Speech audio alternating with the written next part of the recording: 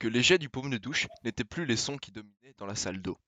Je sentais, lorsqu'il se retira de moi, ah merde, j'ai raté une ligne. Je sentais que mon amant ne se ménageait pas, et je me demandais où il s'arrêterait. Lorsqu'il se retira de moi, Maxime reprenait lourdement et intensément sa respiration, me donnant un peu de répit pour également reprendre mon souffle, et surtout mes esprits après ce forage intense. Il fit claquer sa verge raide sur mes fesses. Clac, clac, clac.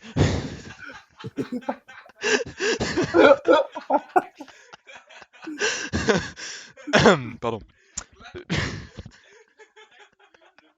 Puis il me retourna vers lui. Je lui faisais dorénavant face. Je vis la fureur dans ses yeux. À cet instant, j'eus l'impression d'avoir créé un alien du sexe. Le simple fait d'avoir de la nouveauté, en étant chez moi dans la douche, le mettait dans un état pas possible. Et Maxime me surprit. Il me prit dans ses bras et me souleva. Puis il m'enfourcha. Vlan! Sa queue bandante était à nouveau enfournée dans ma fente vaginale. Toute la texture de son membre s'en faisait ressentir.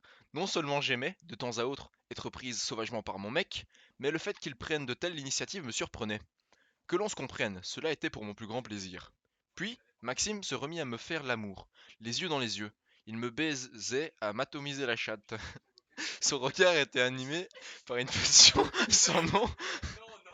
Il n'y avait plus de limite dorénavant. Il me fourrait à me péter la rondelle. Et dans ses bras, je jouissais. Devant la fourrure de ses culs, devant la fourrure, ah bordel, la fureur de ses coups, devant la fureur de ses coups de queue, entre mes cuisses, hurlait de plaisir. M'écriai-je, ainsi percuté. Le visage de mon assaillant se faisait grimaçant. Le gredin devait être proche de venir en moi. Je vais jouir, me susurra-t-il en grassant des dents. Fais-toi plaisir, mon chéri, laisse-toi aller. Puis il se mit de même à crier tout son plaisir. S'exclama-t-il. Ah, je viens. Puis, à la suite de torpilles incessantes entre mes cuisses, la texture de sa verge s'intensifia dans mon vagin, et je sentis des jets de semence humide s'expulser dans mon intérieur vaginal. Mon mec vivait l'orgasme et laissait aller sa sauce en moi. Je le voyais grincer des dents et se mordit la lèvre inférieure. Il devait jouir prestement. Il continua de m'envoyer ses derniers coups de queue et, qui furent accueillis en mon sein tels de véritables missiles. Je sentis un liquide chaud, âcre, me parcourir les entrailles. Son foutre s'imbibait sur mes muqueuses vaginales. Es-tu heureux, mon cher Jason, de cette petite lecture? Qui est l'auteur? L'auteur, c'est Sylvia Roberts.